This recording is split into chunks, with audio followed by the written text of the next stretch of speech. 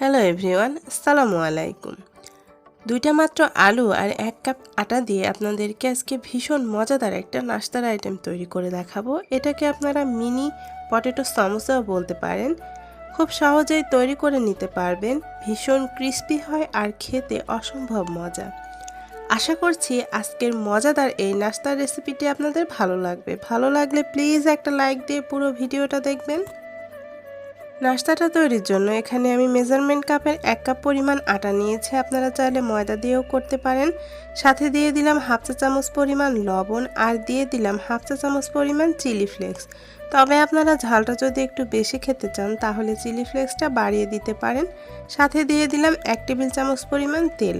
এবারে এগুলোকে খুব ভালোভাবে একটু মাখিয়ে নেব। যত ভালোভাবে মাখাবেন নাস্তাটা তত বেশি খাস্তা আর মুচমুচে হবে। এভাবে ঘষে ঘষে মাখানো হয়ে গেলে আমি এখানে দিয়ে দিলাম 1 টেবিল চামচ পরিমাণ ধনিয়া পাতা। ধনিয়া পাতা দিয়েও খুব ভালোভাবে মিশিয়ে নিচ্ছি। তারপর অল্প অল্প করে পানি দিয়ে একটা সফট ডো তৈরি করে নেব। ডোটা এমনভাবে করতে হবে যেন খুব বেশি শক্তও না হয় আবার একেবারে নরমও না হয়। ডোটাকে খুব ভালোভাবে মেখে নিয়েছি। এবারে উপর থেকে সামান্য একটু তেল মাখিয়ে ডোটাকে আমি 10 থেকে 15 মিনিটের জন্য রেস্টে রেখে দেব। আমি একটা ঢাকনা দিয়ে ঢেকে এটাকে একটা সাইডে রেস্টে রেখে দিচ্ছি। এবার আমি আলুর পুরটা তৈরি করে নেব। সেজন্য এখানে আমি ছোট সাইজের 3টা আলু গ্রেট করে নিয়েছি। আপনারা মিডিয়াম সাইজ হলে এটা দুটো আলু দিয়েই করতে পারবেন। যেহেতু আমার আলুটা ছোট ছিল তাই আমি এখানে দুটো আলু নিয়েছি। আলুটাকে খুব ভালোভাবে সেদ্ধ করে নিয়েছি। এবার এখানে আমি একটা গ্রেটার দিয়ে আলুটাকে গ্রেট করে নিচ্ছি। এতে করে আলুর মধ্যে কোনো প্রকার লাম্পস বা দানা ভাব থাকবে না। তবে আপনারা চাইলে খুব ভালোভাবে এটা হাত দিয়েও ম্যাশ করে নিতে পারেন। এভাবে আমি পুরো আলুটাকে গ্রেটার দিয়ে গ্রেট করে নিচ্ছি।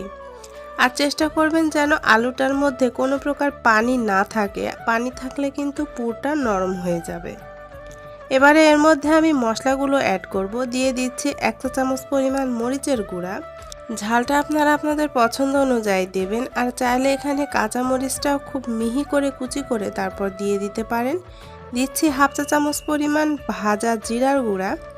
সাথে দিয়ে দিচ্ছি হাফ চা চামচ পরিমাণ বিট লবণ। তবে হাতের কাছে বিট লবণটা না থাকলে বিট লবণটা বাদেও এই নাস্তাটা তৈরি করে নিতে পারবেন। এখানে আমি 1 প্যাকেট ম্যাগি স্বাদে ম্যাজিক যে মশলাটা পাওয়া যায় সেটা দিয়ে দিচ্ছি। এই মশলাটা না থাকলে আপনারা এখানে 1 প্যাকেট ইনস্ট্যান্ট নুডলসের মশলাও দিয়ে দিতে পারেন। দিয়ে দিচ্ছি প্রায় 2 থেকে 3 টেবিল চামচ পরিমাণ ধনিয়া পাতা কুচি। এবারে অল্প একটু লবণ দিয়ে দিচ্ছি। যেহেতু আমি বিট লবণটা ব্যবহার করেছিলাম তাই লবণটা বুঝে দিতে হবে। লবণটা দেওয়া হয়ে গেলে এখানে আমি দিয়ে দিচ্ছি 1 চা চামচ পরিমাণ লেবুর রস। লেবুর রসটা দিয়ে আমি খুব ভালোভাবে মাখিয়ে নেব। তার আগে আমি এখানে দিয়ে দিচ্ছি 1 চা চামচ পরিমাণ টমেটো সস। এবারে সবগুলো উপকরণ খুব ভালোভাবে মাখিয়ে নেব। মাখিয়ে নিলেই আমাদের পুরটা রেডি হয়ে যাবে। আমি খুব ভালোভাবে এটাকে মাখিয়ে নিয়েছি। এবারে হাতে আমি একটু তেল লাগিয়ে নিচ্ছি। তারপর এখান থেকে আমি ছোট ছোট কিছু বল তৈরি করে নেব। এভাবে ছোট ছোট বলগুলো সমানভাবে আমি তৈরি করে নিচ্ছি। এতে করে আমার নাস্তাগুলো তৈরি করতে সুবিধা হবে আর নাস্তাগুলো সব একই শেপের হবে। এখানে আমি কিছু বল বানিয়ে নিচ্ছি। তো আমি কিছু বল বানিয়ে নিয়েছি। এবারে আমি সমোসাগুলো তৈরি করে নেব। 20 মিনিট পর আমি আটাটা আবারও খুব ভালোভাবে মথে নেব। কিছুক্ষণ মথার পর আমি এখান থেকে কিছুটা আটা নিয়ে আমি একটা রুটি তৈরি করে নেব। আমি একটা বোর্ডের ওপর কিছুটা ময়দা ছিটিয়ে আমি রুটিটা তৈরি করে নিচ্ছি। আমি একটু চারকোনাটি শেপ করে একটা রুটি তৈরি করব। একেবারে গোল রুটি করার কোনোই দরকার নেই। এভাবে আমি স্কোয়ার শেপ করে একটা রুটি তৈরি করে নেওয়ার চেষ্টা করেছি। রুটিটা হয়ে এসেছে। রুটিটা এমনভাবে বেলতে হবে যেন খুব বেশি পাতলাও না হয় আবার একেবারে মোটাও না হয়। এবার চার সাইডটা আমি একটা পিৎজা কাটার দিয়ে কেটে নিচ্ছি। আপনারা চাইলে এখানে ছুরি দিয়েও এটা কেটে একটা স্কোয়ার শেপ করে নেবেন। তো আমি চার ধারটা কেটে নিয়েছি। এবার আমি আমার পছন্দ মতো সাইজ করে নিচ্ছি। যেহেতু এটা বাইট সাইজের হবে তাই আমি এটাকে ছোট করে কেটে নিচ্ছি। এবারে আমি এটাকে স্কোয়ার শেপ করে কেটে নিচ্ছি। তবে আপনারা যদি নাস্তাগুলো একটু বড় করতে চান তাহলে বড় করে আপনাদের পছন্দ মতো এটা কেটে নেবেন। এই তো আমি সবগুলো কেটে নিয়েছি আর বাকিগুলো দিয়ে আমি পরবর্তীতে আবার রুটি বেলে নেব। দেখুন দর্শক, এভাবে স্কোয়ার শেপ করে আমি ছোট ছোট করে কেটে নিয়েছি। এবারে যে আলুর বলটা তৈরি করে রেখেছিলাম সেটা একটা রুটির ওপর দিয়ে দিলাম। তারপর 4-5টা আমি ভালোভাবে পানি লাগিয়ে নিলাম। এতে করে এটা খুব সুন্দরভাবে সিল হয়ে যাবে। এবারে আমি দুপাশ থেকে উঠিয়ে দিচ্ছি। এই তো আবারও আমি আরও 2 পাশ থেকে উঠিয়ে মুখটা খুব ভালোভাবে সিল করে নেব। এবারে হাত দিয়ে এভাবে একটু চেপে চেপে লাগিয়ে দেব, না হলে এটা তেলের মধ্যে দিলে এটা খুলে যাবে। এই তো এভাবে আমি সবগুলো নাস্তায় তৈরি করে নেব। আমি আপনাদেরকে আরেকটা নাস্তা তৈরি করে দেখাচ্ছি, আর একটু সাবধানে এই কাজটা করতে হবে আর খুব ভালোভাবে সিল করে নিতে হবে, না হলে এটা তেলের মধ্যে খুলে যেতে পারে। হয়তো আপনারা স্ক্রিনে দেখেই বুঝতে পারছেন যে আমি এই কাজটা কিভাবে করে নিচ্ছি। আর এভাবে করে আমি সবগুলো পটেটো সমোসাই তৈরি করে নেব।